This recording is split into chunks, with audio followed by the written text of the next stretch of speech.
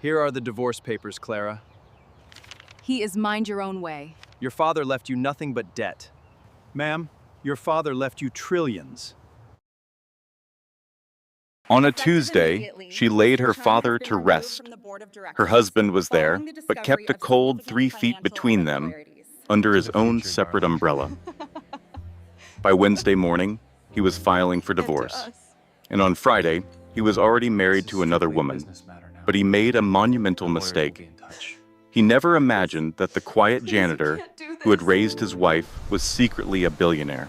So when he proudly escorted his new bride into a high society gala, he was stepping into a trap that would completely unravel his life.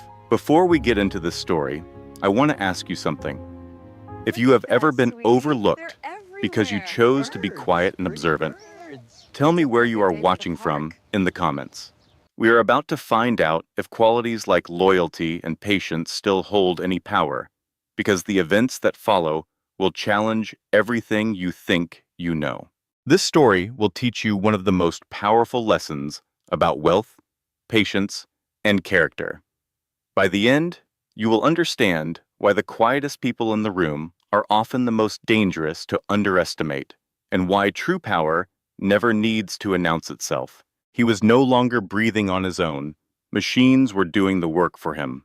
Maya gripped the cold metal rail of the hospital bed, her knuckles turning white as she listened to the unnatural sounds of life. There was a hiss from the ventilator and a steady beep from the monitor, all under the dull hum of the overhead lights. She could see his chest rise and fall in a steady rhythm, but she knew it was just the machine. "Daddy," she whispered, her face so close she could smell the sterile scent on his skin. "Please fight for me, just one more time." She held his hand, which felt warm and rough, with the calluses from a lifetime of hard work. The strength was still there to hold on, but not enough to wake up. The doctor's vocabulary was gentle, using phrases like declining and unresponsive. But those words were just soft cushions for a hard truth. Her father was slipping away, and no careful phrasing could alter that reality. For 48 hours, she had not left his side. Sleep was impossible, and food was an afterthought. She survived on bitter coffee and the painful discomfort of the waiting room furniture. Her husband, Marcus, sent 2 text messages. The first asked if she needed anything. The second announced he would be late. She ignored both. Beyond the hospital walls, life went on. Cars honked, people laughed, and the world did not seem to care that her own was collapsing. In that quiet room, time itself seemed to slow down, becoming a heavy weight pressing on her chest, testing her limits. She was raised by her father, and her father alone. He never asked for help or complained, offering only a dependable, quiet love that was present every single day. He taught her practical things, like how to tie her shoes at age 7 and how to change a flat tire at 12. When she was 16, he taught her that the loudest people are often the ones with nothing important to say.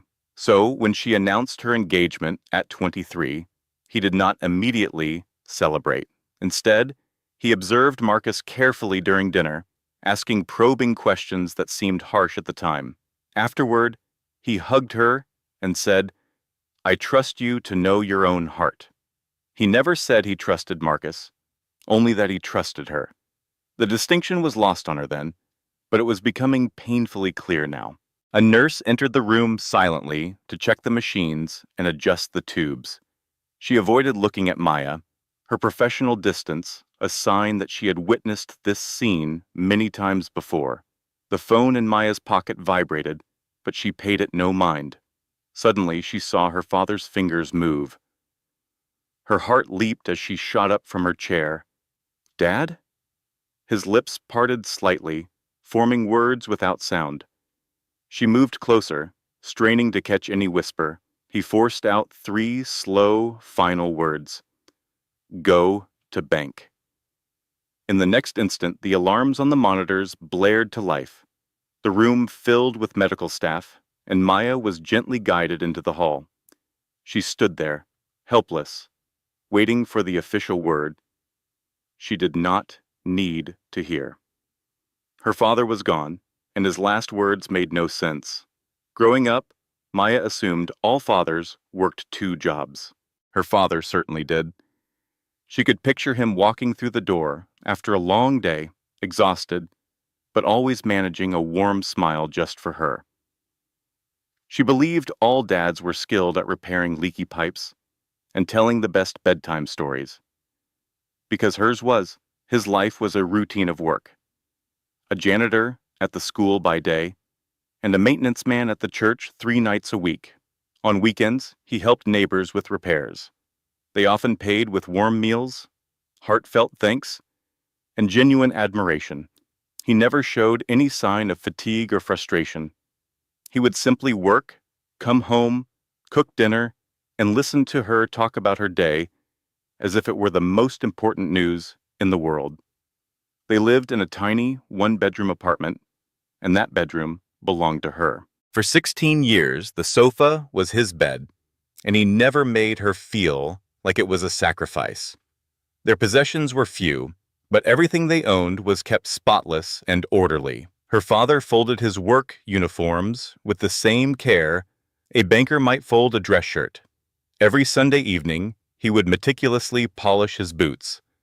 On their refrigerator, a calendar marked all of her school activities with red circles, and he was present for every single one.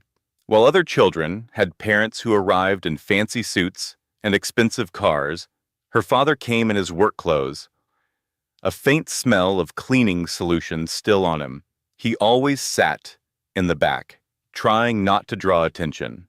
But she was never ashamed, because at her recitals, when other parents were distracted by their phones, her father's eyes were fixed only on her. He passed on knowledge that seemed unusual for a simple janitor. He taught her how to analyze a legal contract. He showed her how to tell if a person was being dishonest by observing their hands instead of their face. He explained how to enter a room and quickly identify who had genuine influence versus who was just posturing. "Money makes a lot of noise, baby girl," he would tell her while washing dishes. "But a person's true character is a quiet whisper, and the best people are the ones who listen for that whisper." Much of his wisdom was beyond her understanding at the time, but every word stayed with her.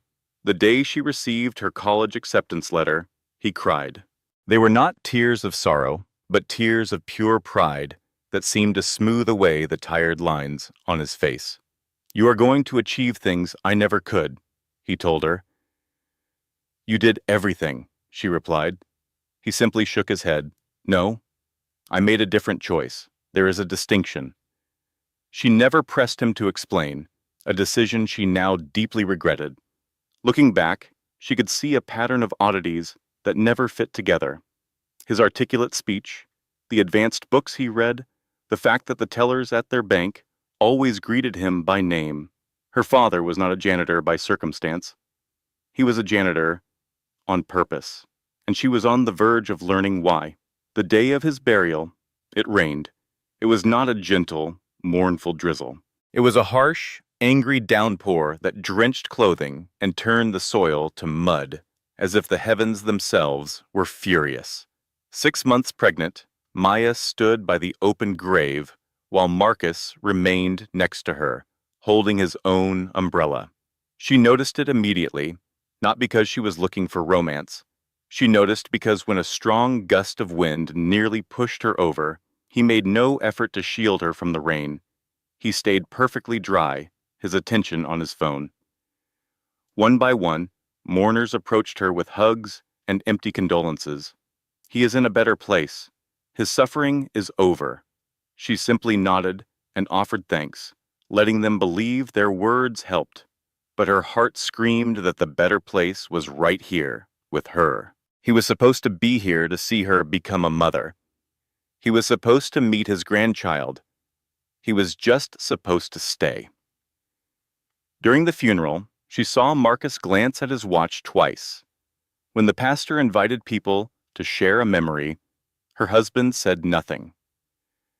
Maya spoke about her father's hands, how they were constantly in motion, repairing things, building things, and offering a steady comfort when hers shook. Her emotions overwhelmed her midway through, and she could not continue. Marcus offered no comfort as the casket was lowered. She moved to toss a single rose on top. Her heels immediately sank into the soft, wet earth. She lost her balance. An elderly woman from their church quickly grabbed her arm to support her. "I have you, dear," the woman whispered. Her own husband was oblivious. Following the service, everyone went to the church for food. There were sandwiches nobody wanted and coffee that grew cold in flimsy paper cups. The sound of conversation seemed jarringly loud. Maya found a quiet corner to sit, feeling drained. She gently massaged her belly. The baby was kicking more than usual, this time as if it sensed the tension.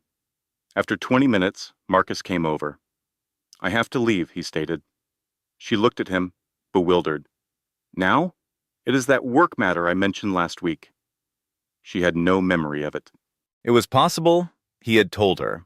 Her grief could have wiped the memory clean. In the end, it made no difference. "All right," she answered softly. He gave her a brief, mechanical kiss on her forehead that meant nothing. "I will be home later tonight," he promised. But he never came home. By 10 o'clock that night, she was sitting alone in their silent apartment, still dressed in her funeral clothes. She stared at her phone, waiting for a message that never arrived. There was no call, no text, just an awful silence that brought a chilling realization. The man she buried today was the only one who had ever truly been there for her. Her marriage had been over for a long time. She had simply refused to face it. The clock was nearing midnight when she finally forced herself to change out of her dark dress and get ready for bed. Her body ached, but her thoughts refused to quiet down. She picked up her phone, a familiar habit, and began to scroll mindlessly, desperate for any distraction from the twin realities that her father was dead and her husband was not home. That is when the picture appeared on her screen. It showed Marcus at a restaurant she knew well. It was an expensive place with intimate lighting and candles. Seated across from him was an unfamiliar woman. It was clearly not a business meeting. The woman was young and impeccably put together, radiating a kind of beauty that required both money and time. The other woman was leaning forward, her laugh echoing something he had just said. He was tilted back in his chair, completely at ease, with a smile Maya had not seen on his face for months. The caption simply read, "New Beginnings," with emojis of clinking glasses and sparkles. The post was only an hour old. Maya stared at her phone screen until the image went blurry. The tears did not come immediately. She just sat there, phone in hand, feeling the frantic beat of her own heart in her throat.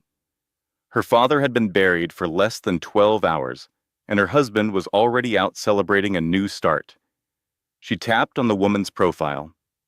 Isabel Chun, a marketing executive with 73,000 followers. Every single picture was a perfect advertisement for a life that Maya knew she could never have. Maya scrolled back, looking at Marcus's recent online activity. He had been liking Isabella's posts for the last 3 months. He left comments that were a little too familiar, a pattern that she had either been too trusting or simply too exhausted to see. Her hands began to tremble, but it was not from sorrow. It was a sharper feeling, like her body was finally acknowledging what her mind had been desperately trying to ignore. She stood up, walked into the bathroom, and held on to the edge of the sink, staring at her own reflection. Pregnant, worn out, and utterly alone, married to a man who did not even have the decency to wait one full day after her father's funeral before taking another woman to dinner. She did not break anything, she did not yell, and she did not call him. She stood perfectly still, breathing slowly, and felt the baby stir inside her. After a moment, she returned to the bed, placed her phone on the nightstand, and simply waited. Marcus finally came home at 2:14 in the morning. She heard the front door open, the sound of his keys hitting the counter, and his footsteps coming down the hall. He did not come in to check on her. He went directly into the guest room. In that moment, Maya understood that their marriage was already over. She just did not realize how much worse things were about to become. He waited until the morning to talk, not out of any sense of kindness, but because cowards prefer to do their dirty work in the daylight. Maya was in the kitchen, looking at a cup of coffee she had no intention of drinking. When Marcus came in, he looked well-rested, freshly showered, and composed, as if he had practiced for this. "We need to talk," he said. She gave no reply, her eyes fixed on him, waiting. He took the seat across from her, folding his hands on the table, as if they were in a business negotiation. "I think it is clear to both of us that this is not working," he began. A pit formed in her stomach, but her expression remained a perfect mask. "I have been unhappy for a long time, and I believe you have been, too. We just refuse to face the truth." A bitter laugh almost escaped her. "We?" As if this decision was mutual, as if she had been the one creating distance between them. "I want a divorce," he stated. The words were flat, final. There was no hesitation, no hint of regret. She felt the baby kick, a sharp, sudden movement, as if even the unborn child sensed the disaster unfolding. "You are serious," she said, her voice barely a whisper. "I am. My father passed away 2 days ago." "I know. I am so sorry for your loss, but that does not change our situation." Our situation, as if their marriage was just some random place they had both accidentally ended up. "I will provide for the baby," he continued, laying out his terms like a contract. "Financially, I will not abandon that responsibility, but as for you and me, we are finished. I have met someone else. Over. Just like that." She stared at him, truly seeing him for the first time. This was the man she had placed her trust in, the man she had chosen, the man who had promised her forever, in front of everyone they loved. And here he was, perfectly calm, dismantling her entire world, as if it were just a stack of paperwork. "I have already spoken with a lawyer," he added. "I will have all the documents prepared by the end of the week. You will not have to do much. Just sign." "Just sign," she echoed, the words tasting like ash. "Yes, I am trying to make this process easy for you." Easy. She felt a primal urge to scream, to hurl something across the room. She wanted to demand how he could do this to her, right now, in this way, without even a shred of remorse. But she held back, because in that instant, a piece of her father's wisdom surfaced in her memory. When a person reveals their true character, believe them the first time. Marcus had just shown her exactly who he was, and she believed him. "Okay," she said. He blinked, clearly surprised. He had obviously prepared for a fight. "Okay, yes. If that is what you want, then okay." He stood up, a wave of relief washing over his face. "I truly think this is the best decision for both of us." She offered no response. He walked out of the room, then out of the apartment, leaving her completely alone, 6 months pregnant. It was in that moment of silence that she recalled her father's last instruction. Go to the bank. She grabbed her coat and walked out the door. Have you ever seen someone kicked when they were already down? If you think abandoning a person in their darkest hour is cruel, stick around, because this story of betrayal is about to take a turn that will make you rethink the meaning of family and fortune. The bank did not look like a typical bank. It felt more like a vault for long-held secrets. Maya moved through the lobby, past towering marble pillars and shimmering chandeliers that seemed far too grand for an establishment that served ordinary people. Her sneakers made a faint squeaking sound on the polished floor. She felt completely out of place, as if she was not dressed properly and was not prepared for what was to come. A woman in a perfectly tailored suit approached her before she could even get to the main desk. "Miss Richardson?" Maya paused. "Yes, we have been expecting you. Please, come with me." She had not called to make an appointment, had not notified anyone she was coming, yet somehow they knew. The woman led her past the main counter, through a security door that opened with a key card, and down a corridor that was unnervingly silent. They entered a private, windowless room. A man who appeared to be in his 60s stood up as she came in. He had gray hair, kind eyes, and the type of deep calm that only comes from having seen everything in life at least twice. "Mammy." "Miss Richardson," he said in a gentle voice, "my name is Victor Kane. I was your father's account manager for 32 years. I am deeply sorry for your loss." She could only nod, a lump forming in her throat. "He told me to come here. Just before he—" She could not bring herself to finish the sentence. Victor motioned toward a chair. "He knew that you would. He left very specific instructions." He then placed a small metal box on the table that separated them. The words, "Safety Deposit Box, number 1247, were engraved on its surface. "This box requires 2 keys to open," Victor explained, taking one from his jacket pocket. "Yours should have been with his personal belongings." Maya reached into her purse and pulled out the envelope the hospital had given her. Inside was her father's wedding band, his watch, and a small brass key that she had not understood the purpose of until this very moment. She passed it to Victor. He inserted both keys into the lock and turned them at the same time. The lock made a distinct clicking sound. Victor lifted the lid of the box and then took a step back. "I will leave you to have some privacy. Please, take all the time you need." He then left the room, closing the door behind him. Maya stared down at the box. Inside, there was a stack of papers fastened together with a black clip, a sealed envelope with her name on it in her father's handwriting. And underneath everything, something that made her gasp. They were old photographs. One showed her father, looking young, perhaps 25, standing before a massive mansion. He was wearing a suit that cost more than anything she had ever seen him in her entire life, and he was surrounded by people who looked as if they owned the entire world. She turned to the next item, a yellowed newspaper clipping that was still readable. "Hartwell heir vanishes after family dispute." She looked at the date, which was 34 years ago. The name printed under the headline was James Hartwell III. She looked back at the photograph. It was definitely her father, but the name was not his.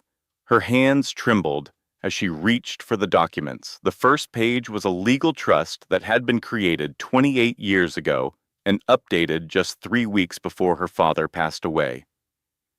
The beneficiary was listed as Maya Richardson. The trustee was Victor Kane. She quickly read through legal terms that she did not quite comprehend.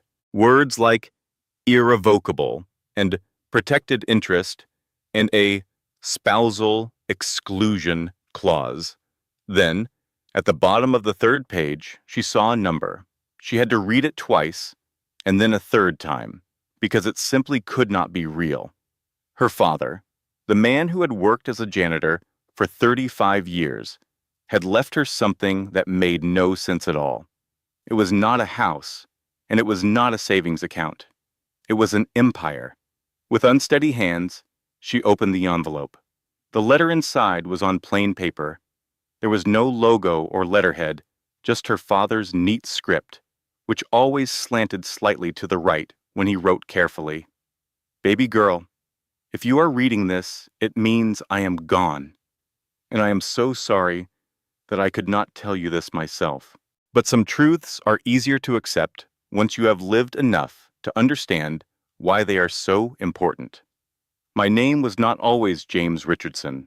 I was born James Hartwell III, the heir to a family that cared more about legacy than love, and more about control than character. My father built an empire. My grandfather made it even bigger, and I was simply expected to carry it on. There were no questions, no other paths, and no choices of my own. When I was 26, I met your mother. She was working in a bookstore near the university.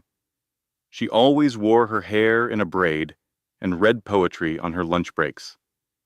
She made me laugh in a way I never knew I needed to. She did not care about my last name or the money. She cared about the person I was when no one else was around. I wanted to marry her. My family refused. It was not because she was not good enough for them, but because she was not part of their grand plan. They wanted alliances, corporate mergers, and arrangements that would look impressive in business publications. So, they presented me with a choice: the family fortune or the future that I truly wanted. I chose her, and they made certain that I paid a price for that decision. Maya paused her reading to wipe the tears from her eyes, and then continued. They cut me off from everything, publicly disowned me, and erased my name from every family record as if I had never even existed. I changed my name and found work that did not require a background check or connections. I started my life over with nothing but the woman I loved and the firm belief that a good life does not come from money. It comes from having meaning. Your mother and I had 6 wonderful years together before she passed away while bringing you into this world. And those 6 years were the richest of my entire life. But there is a part of the story that they never knew, a part I took care of before I walked away from them for good. I did not just abandon the fortune, I completely restructured it. I hid it away within such complex legal protections that not even they could get to it. I gave control to someone I trusted without question, and then I waited. I did not do it because I wanted revenge, but because I knew that one day you might need it. The money grew silently and strategically, managed by people who knew that true wealth is not about what you can spend. It is about security, and it is about having options. This was my gift to you, the power to defend yourself against the kind of people I left behind. People who only see worth in what they can take from you. I wanted you to grow up free from that poison. I needed you to discover yourself before you discovered what you possessed. I wanted you to fall in love for the right reasons and to forge your character when nobody else was looking. Now that you know the truth, there is something else you must grasp. This is not about changing who you are.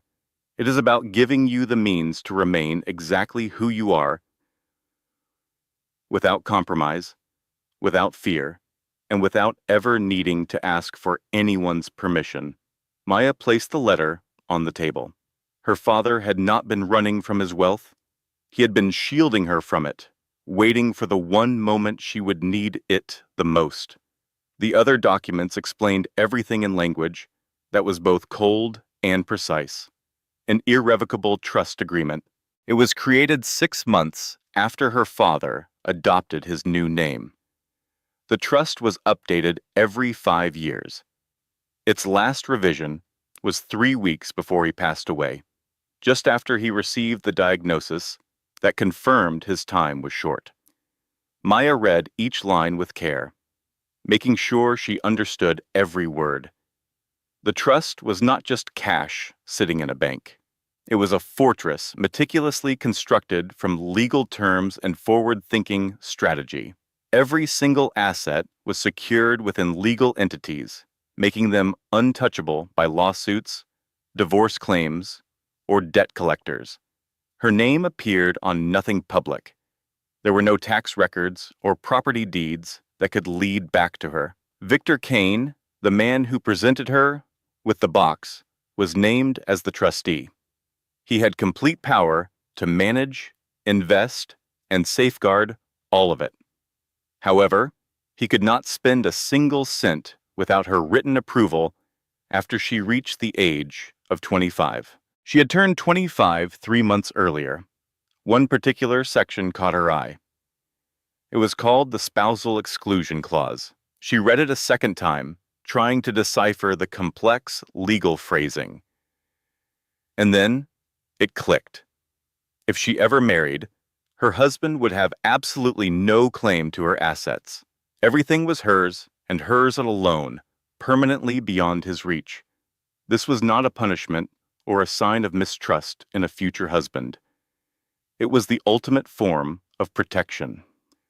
Her father had watched too many rich families get destroyed by bitter divorces. He had constructed a firewall around her future that no one could ever penetrate. Not a gold digger, not a persuasive scammer, and not even a good-hearted husband from a marriage that just happened to fail. A spouse was entitled to nothing, not the original assets, not the income they generated, nothing at all. The trust belonged only to her, designed to protect her from anyone who might try to get to it through her. Her father had intentionally written it this way because he anticipated, not Marcus specifically, but the eventual arrival of someone like him, someone who would appear full of a charm and empty promises, only to vanish when life became challenging. The trust was designed to provide her with money whenever she needed it. But once she received those funds, they became her own separate property as defined by state law. Marcus would never be able to touch that money. He could not claim it in a divorce. Not now, not ever. Her father had foreseen this kind of situation. He did not know the exact details, but he recognized the pattern. And he had spent 30 years ensuring that no one could ever wound her the way his own family had tried to wound him. The document contained other rules as well. There were sections about her future children, safeguards in case she ever became unable to make decisions for herself, and guidance on how the fortune should be used if she decided to use it. A single phrase was repeated throughout the entire document. The beneficiary maintained sole and absolute discretion. In simple terms, it was all hers to do with as she pleased. No one could dictate how she should spend it, invest it, or give it away, and no one ever had to know it even existed. She thought of Marcus, of the divorce papers he said he would have ready by the end of the week, and how he presented it as if he were doing her a kindness. He was completely clueless. He had no idea who her father truly was. He had no idea about the inheritance she had just received. He had no idea that the woman he was so easily discarding now held more power than he could ever hope to gain in his entire lifetime. The real question was not if she had the means to retaliate. The real question was if she even wanted to. Her father's advice echoed in her thoughts. True power comes from knowing you do not have to use it. But she was not entirely convinced. Power does not make a grand entrance. It is patient. And so, she would be patient too. She picked up the letter once more. 2 more pages were left. Now that you know what you possess, you need to understand something far more important. What you are. This money is not your identity. It never will be. You were built from different materials, from strong values, from sacrifice, and from seeing what happens when a person chooses love over a legacy. I did not raise you with nothing as a punishment. I raised you with simplicity as a lesson. You understand what it means to earn something, to be patient, to live without, and to make decisions based on what is important rather than what is convenient. Most people who are born with wealth never learn that. They mistake their resources for their character. They believe money gives them power, when all it really does is make them loud. You are not like them. You know that real strength is not about what you own. It is about what you do when you have lost everything. And now that you have everything, I need you to hold on to that lesson. because this is what will happen. People will eventually learn the truth. It will not be immediate, but it will happen someday. And when that day comes, you will finally see them for who they truly are.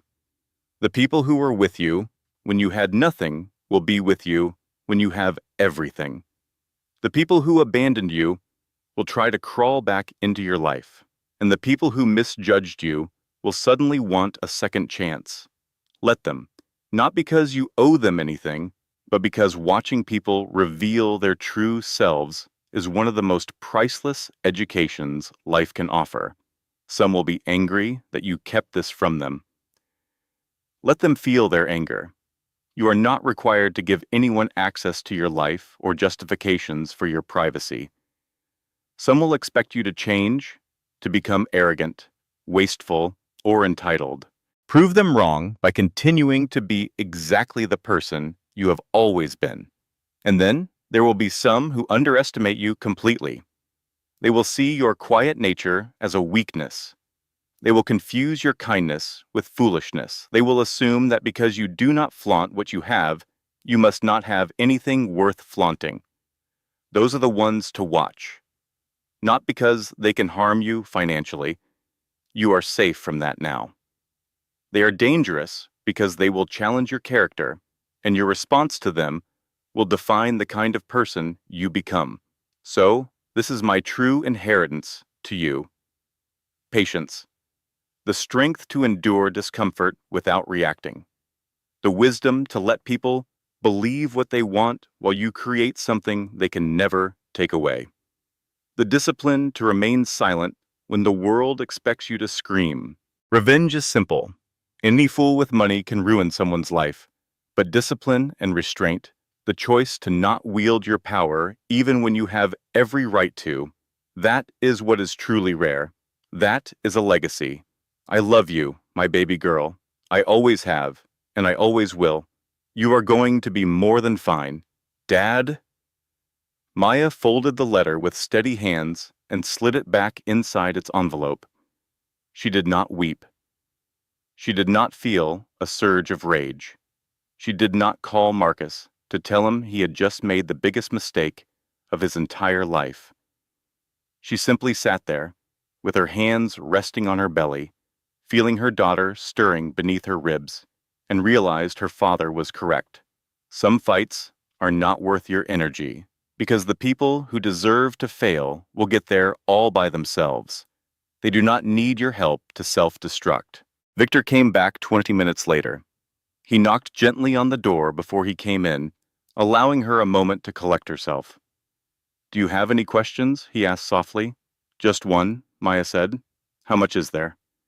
He took a seat across from her and produced a single sheet of paper with a summary she could easily follow. It listed stocks, bonds, real estate properties, private equity ventures, and international holdings. The investments were spread across 12 different countries. The assets had been gathered strategically over 34 years. They were managed discreetly, never with flash or recklessness. The total value as of the last financial quarter was $5.2 billion. The number just sat there on the page, a fact her mind refused to accept. She stared at it, read it one more time, and tried to reconcile this figure with the man who raised her in a small one-bedroom apartment and sent her to school with lunches packed in old grocery bags. "That is impossible," she whispered. "That is a conservative estimate," Victor said. "Your father avoided high-risk ventures. He always chose stability over rapid growth. If he had been willing to take more chances, this amount would be considerably larger." She felt a wave of dizziness. "What am I supposed to do with it?" Victor offered a sad but comforting smile. "Anything you want. That is the entire point. You could live on the interest and never spend the original amount. You could give it all away tomorrow. Or you could choose to forget it exists. It belongs to you completely. Does anyone else know about this? Only me. And now you," he confirmed. "Your father made certain of that." She thought of Marcus again. She pictured the divorce he was so eager to finalize. and how he had offered to help support their baby as if he were a saint. He had no idea, and she had no intention of ever telling him. "I want to keep this private," she said with resolve. "Nobody else needs to know." Victor nodded. "That is a wise decision. When you are ready, we can arrange for distributions. Until that time, everything will remain exactly as it is." She stood up, shook his hand, and walked out of the bank the same way she had come in, alone, unsure, and grieving, but fundamentally changed. Because she now understood something that Marcus never would. The woman he had abandoned was not broken. She was fortified, and patience, just as her father had taught her, was the most powerful weapon a person could ever possess. 3 weeks after that day, the courthouse photos appeared online. It was Marcus and Isabel, quickly married, making a public display of it, smiling as if they had just won a grand prize. The comments started pouring in immediately. Wow, that was fast. Did his wife not just lose her father? Some people truly have no shame. Maya saw the pictures, felt the familiar sting of betrayal, but she did not reply. She simply carried on with her life. She went to her doctor's appointments. She set up the nursery, and she read her father's letter again and again until she knew every single word by heart. Whenever anyone inquired how she was holding up, she would offer a small smile and give the same answer each time: "I am doing just fine." And the truth was, she was. This was not because the sting of his deception did not hurt, but because she understood a lesson Marcus never would. True strength does not perform for a crowd. It simply bides its time. Think about how real power remains silent until the moment it is required. Most people will shout their capabilities from the rooftops the minute they acquire them. The ones who have truly earned that strength, however, know better. Marcus moved quickly. The divorce was pushed through in just 43 days. His new wedding took place 12 days later. Maya put her signature on every document without a single protest. She made no request for financial support. She did not contest the few possessions they had. She accepted what was hers, which in legal terms was practically nothing, and allowed him to leave believing he had acted like a reasonable man. He made one public post about it, a carefully crafted message about embracing the future with grace and choosing his own happiness. The comments poured in, a mix of supportive and disgusted replies. "Good for you. Life is too short. You could not even wait 6 months. Her father just passed away. This is exactly why marriage is losing its meaning." Isabel also made a post. It was a photograph of her hand, showing off a brand new ring. The caption read, "When you know, you just know." The internet certainly had opinions, and they were very strong. Maya became the subject of gossip at social gatherings. The pregnant wife whose husband abandoned her, the woman who remained completely silent, the one everyone was watching, just waiting for her to finally crumble. Her husband had left her immediately following her father's funeral. The story was sympathetic, tragic, and a little pathetic. She learned of the chatter through the grapevine. Friends were unsure of what to say. Acquaintances sent her uncomfortable text messages. Complete strangers online debated if Marcus was a monster or simply a man being honest with himself. She never corrected the narrative, never defended her position, and never explained that she was fine. In fact, she was better than fine. She simply kept her focus and remained patient, because her father had taught her a lesson most people never grasp. Public perception is fleeting, but a person's true character is permanent. And in that moment, Marcus was revealing his character to the world. She did not have to utter a single word. By the 7th month of her pregnancy, the public chatter had eventually faded. People had found newer scandals and more recent drama to focus on, someone else's messy public separation. Maya filled her days by assembling the crib, folding baby clothes, and reading books on childbirth that were equally terrifying and comforting. Victor called her once a week to check on her, ensuring she had everything she could possibly need. She always told him yes, even when the truth was far more complex. She was not having money problems. Victor had arranged for a discreet, monthly stipend that easily covered her rent, food, and medical expenses without drawing any attention. But she was having a hard time emotionally, not because of Marcus, but because of the silence surrounding her father. Her father was gone. Her husband was now gone.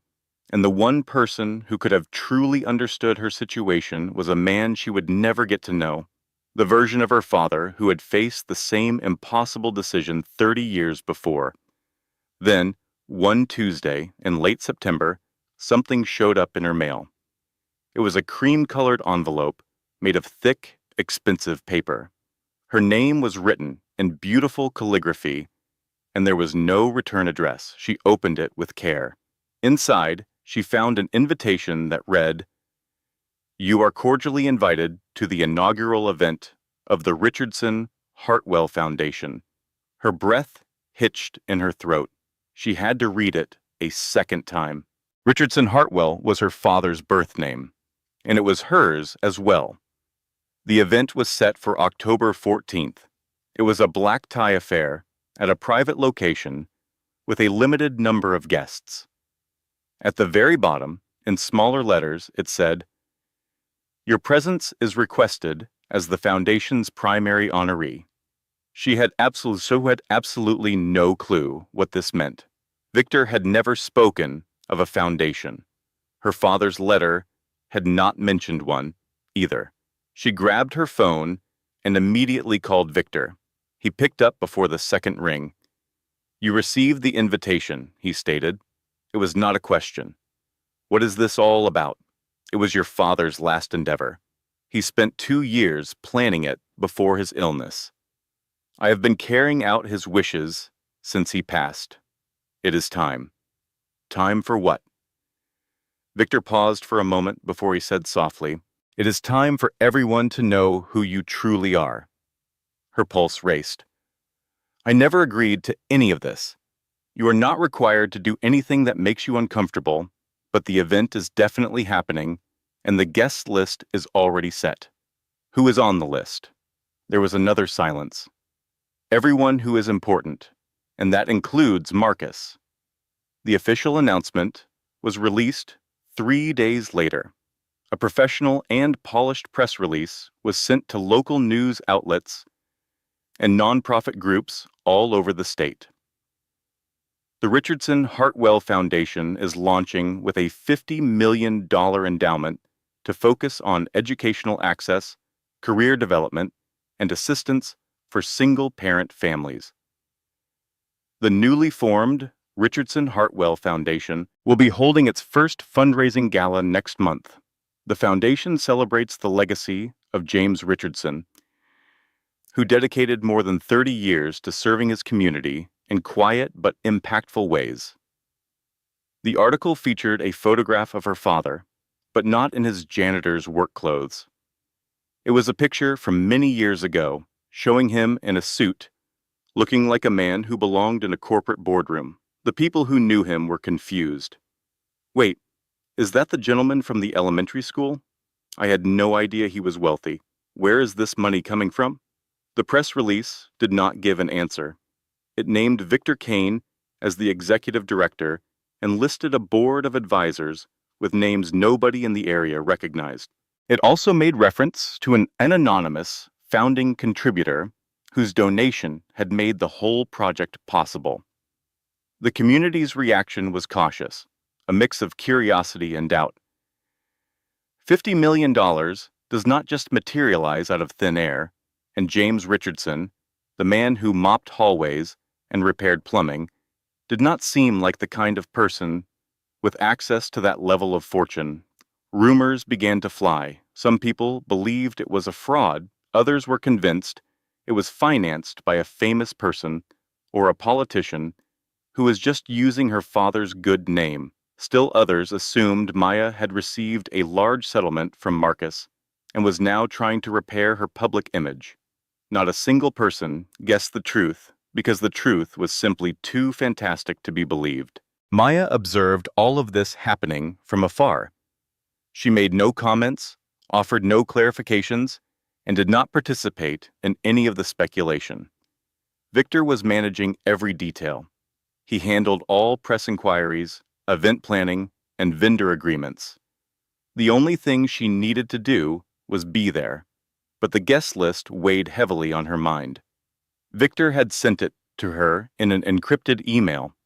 There were 200 names, including donors, community figures, and local officials, people her father had known throughout his life. And there, near the end of the list, was the entry, Marcus Chun +1. Her stomach dropped. Why is he on this list? She asked Victor on the phone. Your father specifically asked for him to be there. What? He left behind a list of instructions, precise names. Marcus was one of them. That makes absolutely no sense. Dad passed away before Marcus even asked for a divorce. Your father was a very good judge of character, Victor explained with care. He had a way of seeing things before they unfolded. She let that sink in, trying to make sense of it. Her father had known. Maybe he did not know the specifics, but he knew it was a possibility. And he had arranged for Marcus to be present on the night the truth would be revealed. It was not about payback. It was about enlightenment. I am not sure I can go through with this, Maya confessed. You do not have to, Victor assured her. But if you decide not to go, you will always wonder what might have been. She thought about her father's letter, his words about patience and about allowing people to show their true colors. He will bring Isabel, she said softly. I am sure people will gossip. They are already gossiping. She let out a long breath and felt the baby move inside her. She placed a hand over her stomach. All right, she finally said. I will be there. Excellent, Victor responded. Because this night is not about him. It is about you, and it is time for people to finally see the distinction. The location was breathtaking. It was a historic mansion that had been transformed into a venue for special events. Chandeliers hung like cascades of crystal. The floors were so glossy they mirrored the ceiling above. The tables were draped in fine linens that likely cost more than an average person's rent. Maya showed up 30 minutes before the event was scheduled to begin. Victor was waiting for her at a private entrance. He looked at her once and broke into a smile. You look absolutely perfect, he told her. She had picked her outfit with great care. It was an emerald green gown with an empire waist that flattered her very pregnant figure. Her hair was styled in a simple updo. She wore almost no jewelry, except for one item, a diamond necklace that had been stored in the safety deposit box. It was a vintage piece, elegant and subtle, unless you understood its true worth. She did not know its monetary value. She only knew it had belonged to her grandmother, the woman her father's relatives had cut out of their lives, right along with him. Wearing it felt like the right thing to do. How are you feeling? Victor asked.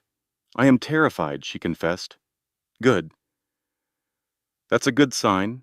It means you understand what is at stake. The guests began to filter in. Maya watched them from a secluded room that had a one-way window with a view of the grand hall.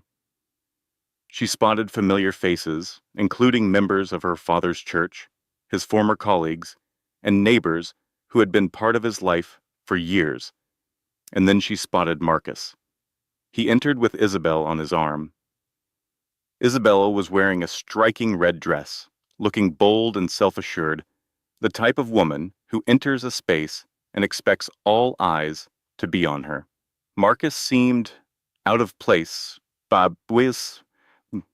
not because of the fancy event, but because he clearly did not know why he was there. He scanned the crowd, likely searching for Maya, but did not see her. Isabel guided him toward the bar. They got their drinks and offered smiles to strangers, putting on a performance as the happy, thriving couple. Maya could feel her heart pounding in her throat. Victor suddenly appeared at her side. You do not have to go out there just yet. We can wait until the program has started. No, Maya replied in a low voice. I want to enter just like all the other guests. Are you certain? She gave a firm nod, remembering an important lesson from her father. Being confident is not about feeling prepared. It is about taking the next step, even when you are not. She departed from the private room, walked along a corridor, and paused at the doorway to the grand hall. She took one deep breath, and then she walked through the doors. The room did not fall silent all at once, but a change rippled through the crowd. Have you ever seen someone completely underestimate the wrong person? Imagine your husband leaves you while you are 6 months pregnant, right after your father has died. He says you are too much of a burden and walks away, absolutely certain that you have nothing. That is the devastating injustice that happened to Maya. This story is about the quiet power of integrity, and it is a powerful lesson in why you should never, ever count someone out. If you believe that character is more valuable than cash, stick with me to see one of the most satisfying moments of vindication you will ever hear. Months later, Maya walked into a crowded room. Conversations stopped. People stared, not because she made a grand entrance, but because she was very obviously pregnant and completely alone. She saw the looks of recognition spread through the guests. Then she saw Marcus. His face went blank, then confused, then something that looked a lot like panic. His new partner, Isabel, whispered something to him, but he just stared at Maya. Maya ignored him. She moved with calm dignity to a reserved seat near the front, sat down, and folded her hands over her belly. Just breathe. An older woman with a kind face approached her. You must be Maya, she said softly. I am. Your father talked about you all the time. I am so sorry for your loss. Thank you, Maya managed to say. The woman smiled warmly. He would be so proud of you tonight. A lump formed in Maya's throat. She could only give a small nod in response. More people came by to offer their condolences and share fond memories of her father. And through it all, Marcus sat across the room, frozen. A terrible feeling was dawning on him. This was not some random event he had decided to attend. This was her event, and he had absolutely no idea what was coming next. The lights in the room began to dim. A microphone was set up on a small stage. A man named Victor stepped up to it. Good evening, he started. Thank you all for coming. Tonight is not just about launching a new foundation. It is about honoring a man who lived his values every day, even when nobody was watching. Victor spoke about her father, about his dedication, his quiet kindness, and his reliability. People throughout the room nodded in agreement. Some of them wiped away tears. Then Victor's tone shifted. What most of you do not know, he continued, is that James Richardson made a profound choice 34 years ago. He walked away from a life of immense wealth and privilege because he refused to compromise when it came to love. He changed his name, started from scratch, and built a new life based on his character, not his inheritance. Confused whispers moved through the audience. Marcus leaned forward just a little, suddenly paying very close attention. That choice cost him everything his family thought was important, Victor went on, but it gave him something far more valuable, his integrity, and a daughter who inherited his principles instead of his fortune. Victor paused, letting his words sink in. The Richardson Hartwell Foundation exists because James never forgot where he came from, and because he spent 3 decades making sure his daughter would have the ability to build something meaningful, free from the weight of expectation or entitlement. He then turned and gestured toward Maya. It is my great honor to introduce the Foundation's founder and its primary benefactor, Maya Richardson. Polite applause started, But it grew louder as people began to understand. Maya stood up slowly and walked to the stage with deliberate steps. She could see the expression on Marcus's face shifting in real time. His confusion was turning into comprehension, and that comprehension was quickly turning into pure horror. He was finally connecting all the pieces. Richardson Hartwell, her father's real name, the $50 million endowment, the foundation, it was all her. Isabel looked over at him, baffled by his strange reaction. He offered no explanation. He just sat there, watching the woman he had abandoned. The woman who was 6 months pregnant, grieving, and who he thought was broken. He watched her walk onto a stage in front of 200 people who now understood the truth. She was not a victim. She was a legacy.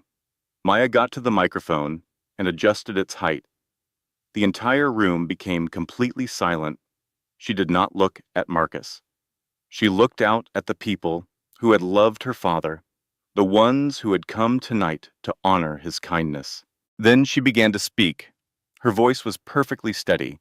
It was not loud or dramatic, just incredibly clear.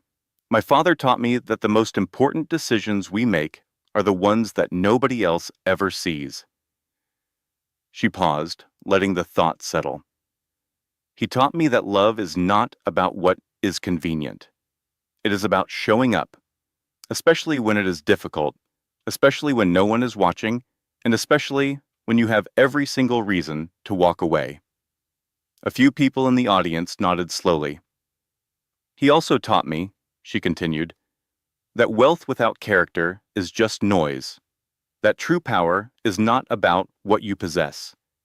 It is about what you do with it, when no one is forcing you to do anything at all. She glanced down at her notes and took a quiet breath. Most of you knew my father as a janitor, a maintenance man. He was someone who always showed up early, stayed late, and never once asked for any recognition.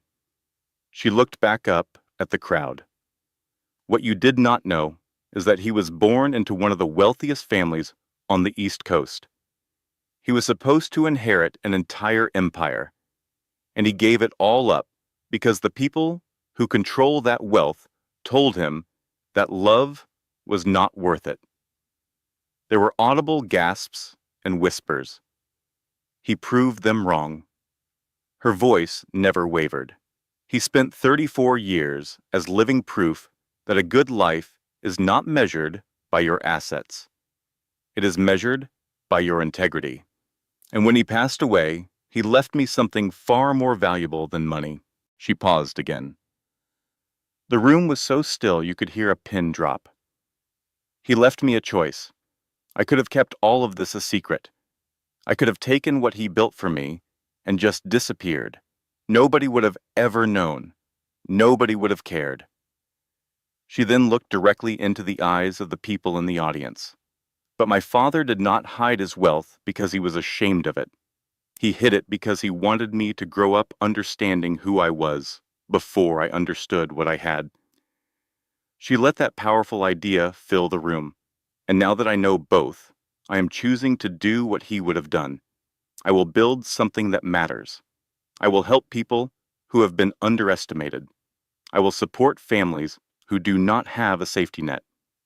At that moment, Victor placed a formal document on the podium next to her. The Richardson Hartwell Foundation has been endowed with an initial gift of $50 million, Maya announced, with a long-term structure designed to grow that into sustained generational impact. Applause began to swell through the room, but she was not finished yet. That 50 million, she said clearly, represents less than 1% of the total trust my father established in my name. The applause died instantly. People started looking at each other, trying to do the math in their heads. The full valuation, as of the last quarter, she stated, is $5.2 billion. There was complete silence. It was not the silence of shock, but the silence of a profound reckoning. She did not smile. She did not gloat. She just stated it as the simple fact it was. I am not telling you this to impress you, she said. I am telling you this to make something very clear. My father did not raise me to be rich. He raised me to be responsible, and that is exactly what I intend to be. She then stepped back from the microphone. The applause that came next was not just polite. It was thunderous. People got to their feet, clapping, with some even crying. Maya walked calmly off the stage and returned to her seat. Across the room, Marcus sat completely still. The color had drained from his face.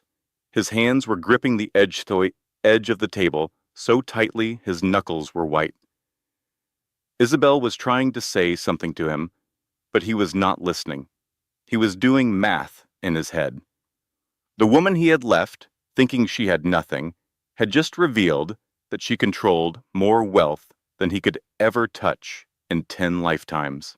And he had simply walked away, not because she was not enough, but because he had never bothered to truly know her. If you have ever underestimated someone just because they were quiet, this is a moment to sit with that discomfort. Subscribe if you believe that loyalty and character still matter, because this story is not over just yet. Marcus tried to leave. The second Maya stepped off the stage, he stood up, grabbed Isabella's hand, and mumbled something about needing some fresh air. But Victor was quicker. He did not block his path, but he was suddenly there, standing near the exit with a calm smile on his face. It was a calm, knowing look that said everything without saying a single word. Marcus froze. Isabel looked at him, confused. What is wrong? He did not answer. He could not, because what could he possibly say? That the woman he had divorced only 8 weeks ago, the one he had abandoned while she was grieving and pregnant, had just been revealed as one of the wealthiest people in the entire state? That he had walked away from billions of dollars because he could not be bothered to stick with her through a hard time? That every single decision he had made for the past 6 months had been based on a completely wrong assumption about who really held the power? Isabel tugged on his arm. Marcus, talk to me. He sat back down like a robot, feeling completely numb. All around them, people were celebrating. They were talking excitedly about the foundation, about Maya's incredible composure, and about her father's amazing story. Someone nearby said, "Can you imagine walking away from that much money just to marry the person you loved? That is so rare." Another person added, "And to raise a daughter who turned out to be that grounded, that is even rarer." Marcus heard every single word. Each one was a painful reminder of what a failure he had been. He glanced over toward Maya. She was surrounded by people now, thanking her, hugging her, and offering their support. She looked tired, but she also looked incredibly steady. She did not look in his direction even once. It was not out of spite. It was because he simply did not matter to her anymore. Isabel finally put the pieces together. "Wait," she said slowly. "That is your ex-wife." He nodded. "The one you said had nothing." He did not respond. She pulled her hand away from his, staring at him. "Marcus, how much did you know about this?" "Nothing," he said quietly. "I knew nothing." "You did not ask," she stated. He looked at her and saw the shift in her eyes as it was happening. He saw the recalculation. She was not angry with him. She was evaluating him. She was wondering if she had made a huge mistake by aligning herself with someone who could miscalculate something so badly. He saw it, and he felt it. He realized this must have been how Maya felt. Watching someone you trusted suddenly reassess your value based on new information. It was humiliating. "I need to talk to her," he said suddenly. "Do not," Isabel warned him. "I have to." "Marcus, leave it alone." But he was already on his feet, moving toward Maya's table. Victor intercepted him smoothly, his manner polite, but unmistakably firm. "She is not available right now. I just need 5 minutes." She is not interested. Marcus's jaw tightened. You cannot speak for her. I do not have to, Victor replied. She asked me to make sure you understood. There is nothing to discuss. The words hit him, like a closing door, final, permanent. Marcus stood there, completely useless, while the woman he had underestimated continued her conversations with people who actually mattered to her. He had wanted closure, or an explanation, or maybe even some kind of forgiveness. But Maya did not owe him any of those things, and she was certainly not going to give them to him. 10 minutes later, she left quietly through a side exit. There was no grand goodbye. She was just gone. Marcus watched her go and understood, for the very first time in his life, what it felt like to be completely and utterly irrelevant. Naomi Grace Richardson arrived on a Thursday. She was 7 pounds and 4 ounces, with dark hair and her grandfather's eyes.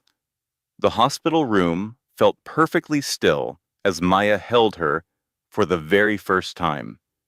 There was no husband pacing the halls, no family in the waiting room, only Victor, who had insisted on being there. A nurse named Petra even stayed after her shift ended, believing that no one should be alone during such a profound moment. Petra whispered, "She is perfect." Maya could not find her voice. She just nodded as tears streamed down her face, thinking of how her father should have been there. He should have been the one to hold his granddaughter and see the life he fought so hard to protect finally begin. The baby's weight in her arms felt like a promise she had kept, a future he had secured, even if he was not there to witness it. She gazed down at Naomi's face, which held a universe of possibilities. "My little girl," she whispered, "I have got you." But her father was gone, and Maya knew, somehow, she had to be enough for the both of them. She looked at Naomi again, gently tracing the outline of her tiny fingers, memorizing every detail of her face. "Your grandfather loved you long before you were born," she whispered softly, "and he made sure you would have a life that was safe, protected, and free." Naomi let out a yawn, impossibly small and impossibly complete. Victor moved a little closer, his eyes filled with a grandfather's tenderness as he looked at the baby. "James would have been so proud," he said quietly. "You did a good thing, Maya." She let out a long, slow breath. "I do not feel like I did anything but survive." He replied, "That is more than most people ever manage." Maya remained in the hospital for 2 days, where she learned to nurse, change diapers, and somehow get by on just 2 hours of sleep. Marcus sent flowers, a generic bouquet with a simple card that read, "Congratulations. Wishing you both well." She threw them in the trash, not because she was angry, but because the gesture was meaningless. It was an empty act from a man who had already made it clear how distant he wanted to be. Around that same time, Isabel they posted a picture on social media. It showed her and Marcus at brunch, both of them smiling. The caption read, "Choosing joy every day." Maya did not even bother to read the comments. She had more important things to concentrate on. When she finally brought Naomi home, the apartment felt completely different. It seemed smaller and quieter, yet it was filled with a presence that had not been there before. She placed the bassinet beside her bed and hung the mobile her father had purchased months before he fell ill. He had carved the wooden animals himself during late nights when he could not sleep. She had discovered them in his apartment after he passed away, wrapped with care and attached to a note that said, "For when she arrives." Now, those animals dangled above his granddaughter, turning slowly and casting gentle shadows on the wall. Maya sat in the rocking chair, holding Naomi tightly. She sang the same song her father used to sing to her as a child, whenever she had trouble sleeping. And for the first time since he was gone, she felt something that resembled peace. It was not because the sadness had disappeared, but because she was finally starting to grasp what he had been trying to show her all those years. A legacy is not about the things you leave behind. It is about the people you raise to carry on. The foundation expanded more quickly than anyone had anticipated. In just 6 months, they had provided scholarships for 40 students, launched a center for workforce training, and formed partnerships with 3 local nonprofits to offer emergency aid to single parents dealing with eviction or medical bills. Maya managed it all without fanfare. There were no press tours, no ribbon-cutting events, and no speeches unless they were absolutely required. She simply showed up, made the important decisions, signed the checks that changed people's lives, and then went home to be with her daughter. People began to know who she was, not as some kind of celebrity, but as a person who genuinely made a difference. A woman once came up to her in a grocery store. She was in her late 30s, and her eyes were filled with tears.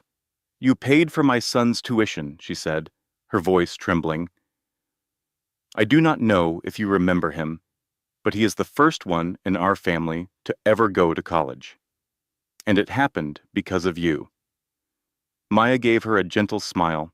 "It happened because of your son. He earned it." The woman insisted, "No, it is because someone believed he was worth the investment. Thank you." Moments like that became a regular occurrence. There were letters, emails, and chance meetings with people whose entire lives had been altered because the foundation was there to help. Maya saved every single letter.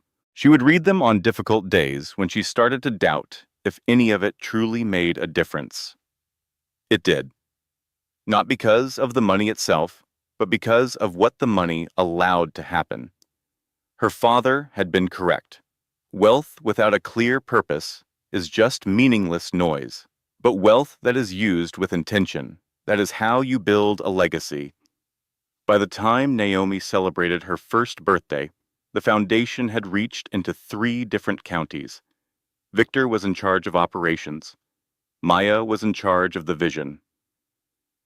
And after a while, people stopped wondering where the money came from. They were just grateful that it was always there when needed. Marcus would hear about her work from time to time through mutual friends, on social media, and by seeing Maya's name appear in circles that made him feel uneasy. He tried to make a donation one time, a check for $5,000. He sent it by mail directly to the foundation's office. Victor mailed it right back to him. There was no letter of explanation, just the uncashed check and a note with a single word: declined. Marcus never made another attempt. Isabel left him 14 months after the gala. It was not a dramatic breakup, but a practical one. She had come to understand what Maya had figured out long ago. Marcus was the type of man who would trade up when he thought he had found something better, and then trade down the instant he realized he had made a mistake. She had no interest in being the next person he would underestimate. The divorce was handled quickly and quietly. Hardly anyone even took notice, because by that point, Marcus had become exactly what Maya predicted he would be: irrelevant. It was not because she had set out to destroy him, but simply because she had moved on with her life without him. And by doing that, she had turned him into a mere footnote in a story that was never really about him in the first place. Marcus saw Naomi one time completely by chance. He was taking a walk through a park near his office when he noticed them. Maya was pushing a stroller. Naomi, who was probably about 18 months old, was pointing at the birds and chattering with excitement. Maya looked different. She seemed stronger, more at ease with herself than she ever had when they were married. He almost went over to them. He almost said something, but then he saw that Victor was there too. He was walking right beside them, laughing at something Naomi said, being present in a way that Marcus had never been. He stayed where he was, just watching from afar. Naomi had Maya's smile and her father's eyes. She looked healthy, joyful, and deeply loved. Marcus felt a strange, twisting sensation in his chest. It was not quite jealousy, but something closer to recognition.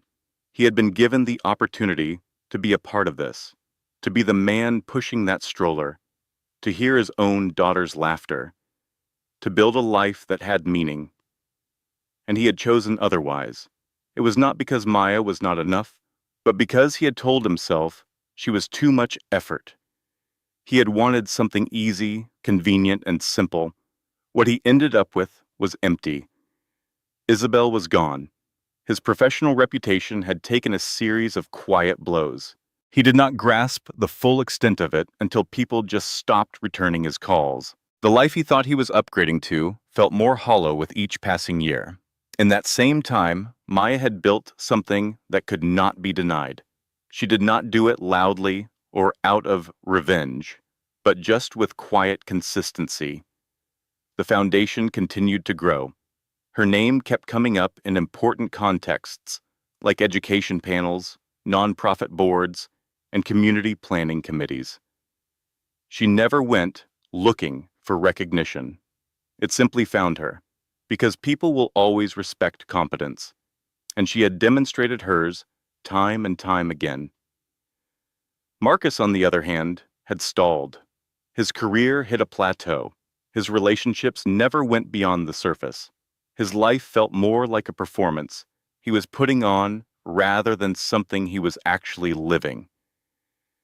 He would sometimes think about getting in touch, about sending an apology, about trying to make her understand.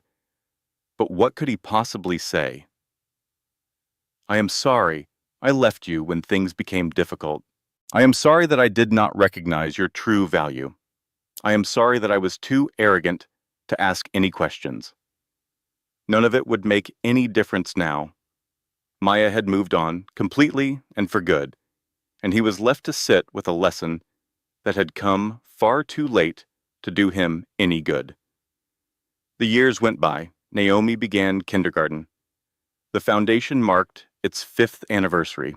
Maya's name was featured in a business journal profile with the headline, "The Philanthropist You Have Never Heard Of."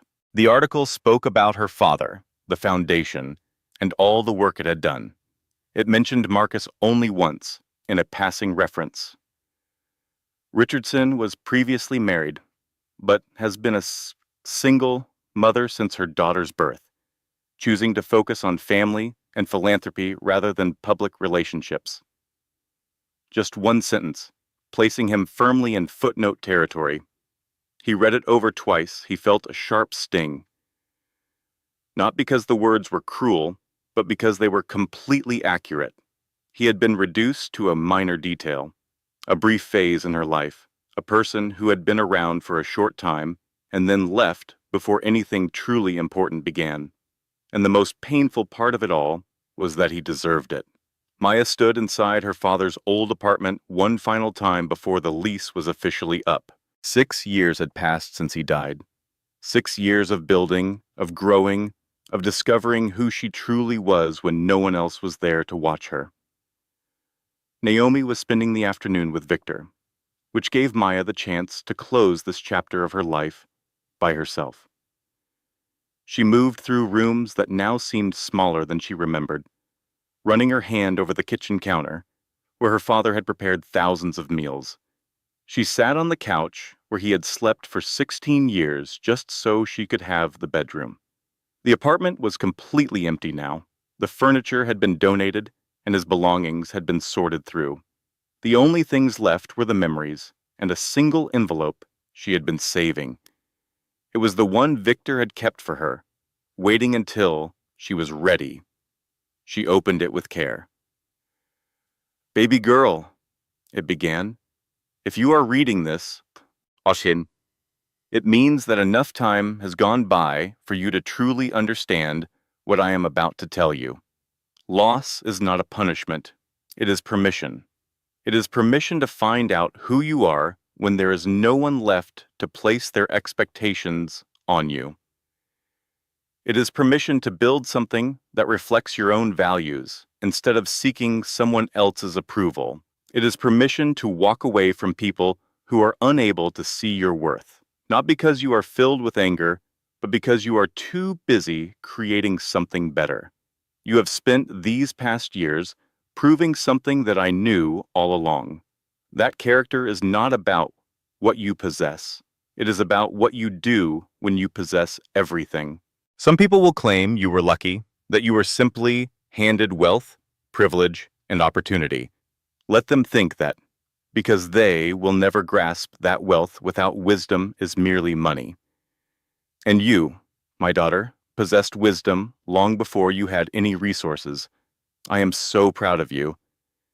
Not for your success, but because you remained kind, you remained humble, you remained yourself. That is the true inheritance, love, Dad. She folded the letter with great care, sliding it back into the envelope as she wiped a tear from her eye. Then, she locked the apartment door one last time and stepped out into the bright afternoon sunlight.